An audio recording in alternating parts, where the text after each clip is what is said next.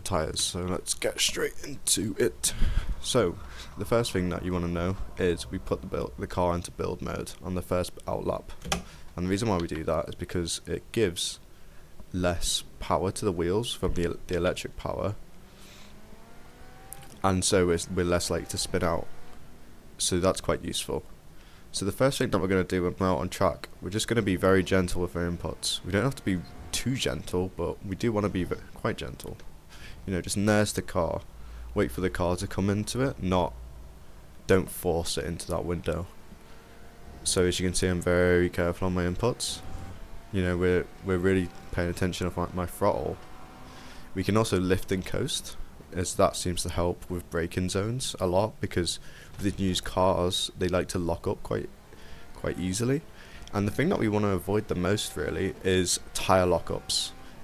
We want to condition the tyres properly whilst in these first few out laps, even up to lap 3. The first few laps are very important, and so what we want to avoid: tyre locking, scrubbing, all that sort of nasty stuff that wears out tyres quickly, is really bad, because what happens is that if we scrub too much, the tyres are going to be messed up for the entire stint.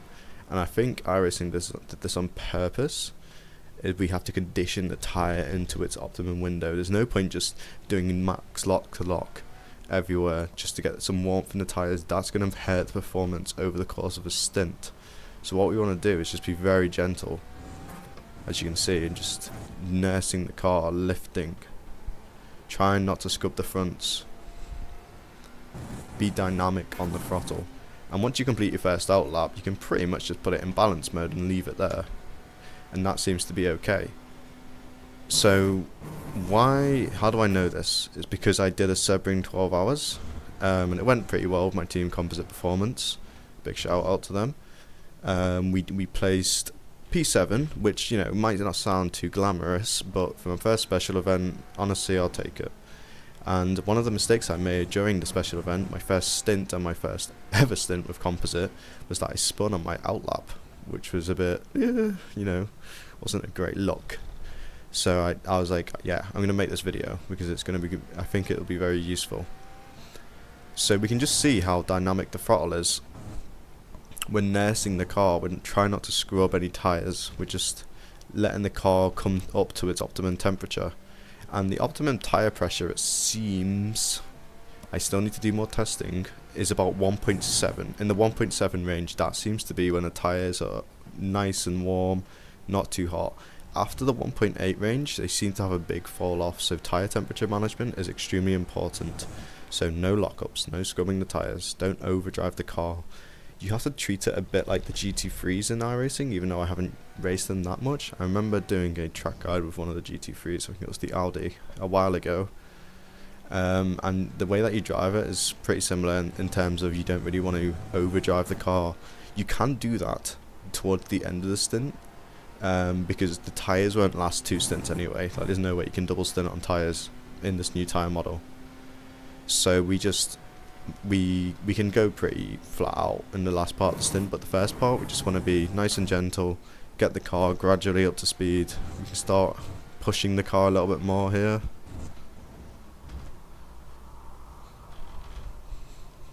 And you can see here that I didn't go into gear 1 there, and that's because I'm really careful about lighting up the rear tyres. If I light them up, then they're just going to be awful for the rest of the stint. So it's very important to just be under control at all time. Don't be too aggressive. Like here it's fine, you can see my TC lights flickering, that's fine, but only during the later part of the stint. You don't really want that on your first out lap, because that's bad. It's just going to make the condition of the tyre really bad, and you're going to have a bad time. It took me a while to figure this out, but I do hope it helps one of you. But I'm just going to continue driving, talk a little bit. So this track is pretty nice.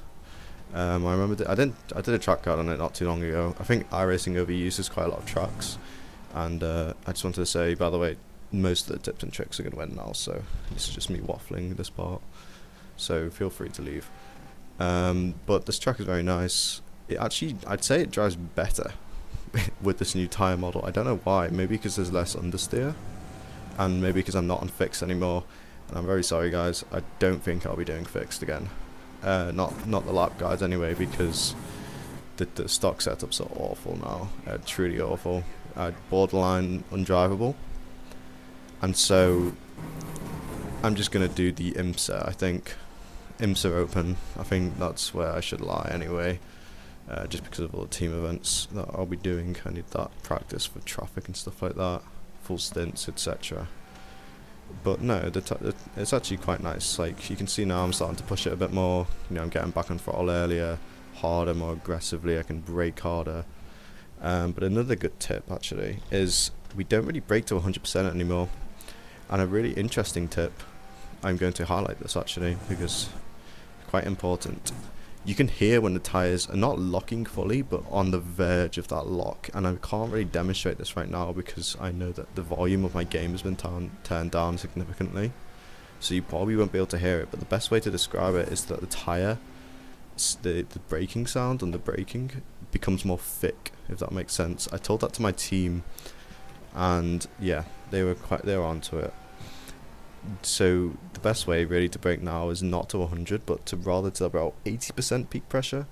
I mean, sure, you can brake to 100, I guess, on some tracks, like probably like Road America or Monza. But for these sort of tracks, there's really no need, because there aren't super hard hairpiny braking zones, apart from obviously the hairpin at the top at Portimao. But we can't really brake them because the tyre goes over a crest, it unloads, etc. So it gets pretty hard. So we don't really brake to 100 there, but we can brake to 100 here. And then we peel off. And then here we brake nice and early, second gear.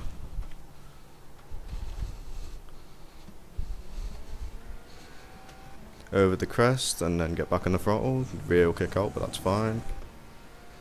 And now up to into 6th. Brake early. Roll it in, no coast. Back on the throttle, avoiding that exit curve. Light brake 4th. Get back on throttle momentarily, back into 2nd. Use that entry curve, back in. Try and avoid the exit curve there. Just slow you down ever so slightly. Then here we brake just before the crest whilst lifting up. Get it hooked up nicely, you get oversteer here. Nice and relaxed. Second gear. Really get her in. Here, nice and slow because it unwinds. And then we get back on the throttle nice and early for the final bend. Here we brake just before the crest. And not brake, but lift. And that should be a lap. Meow. Right, so that was a hot lap, but the bop wasn't applied, so I think this will be faster than what it should be. I don't know how good that lap was. I don't think it was very good. But yeah, just to recap, so we don't want to hit in TC too much at the start of the stint, so really nurse the car. Let's go through it together again. So lap 0. I want the out lap, mate, please. Okay. I do talk a lot, bloody hell. Alright, there we go. So, we're not at 100% throttle here, because we want to just get the tyre skipping across the road out of your mind. You don't want that.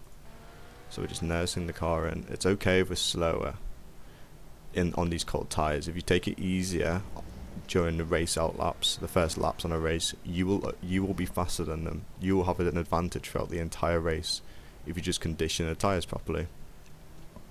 This is being a bit too much on the careful side, but you get the point. We just don't want to get the surface temperatures hot before the core temperatures are, if that makes sense. And how do core temperatures get hot? Through hysteresis, which is when the molecules in the tyre basically slide over each other and deform and deflect inside the tyre, and that causes energy to be transferred through them, causes heat in the core. We don't really want heat in the Iracing. We don't really want surface temperature at all. That just makes us die. in other words, and it makes the tyre not condition properly, which means we just have less grip throughout the entire stint, and it's extremely annoying. So we just nurse the car. We can see him being very gradual on the throttle here, not 100%. Now I am, because we're at the compression, and then we're bleeding off 100% because we'll spin, or worse, we'll get over. No, worst case we'll spin. Not so bad case, we'll probably slide, and then the tyre won't be conditioned properly. Especially for qualifying, this is extremely important. We can probably still weave on a straight, but I just wouldn't go excessive with it as we could last time, which is just like max steer and knock and just, you know, really force the heat in the tyres. Now it's less about forcing it, but just let the car do the heat into the tyres naturally. So build mode as well. Another thing that's worth mentioning, build mode. That's really worth it for the outlap. I'd say, you know, if the tyres feel good or you're in a high grip and cold conditions, these tyres love cold conditions, then we can switch build mode off pretty much, you know, half a lap in. We could even just try balanced from the get-go, but again, it's just finding that balance of let's not overheat the surface temperatures and just be really smooth on the tyre during the first outlap just to condition it properly. And then finally, the brake pressure, again, you know, don't really brake to 100% in most corners. We just want to brake to 80 because these tyres are very sensitive to surface temperature. If you over brake, even if you're not locking up, you will have less grip in the next corner, which is just such a pain. And the reason why I noticed this is because in Cunningham in Sebring, if you brake to 100% and you could hear the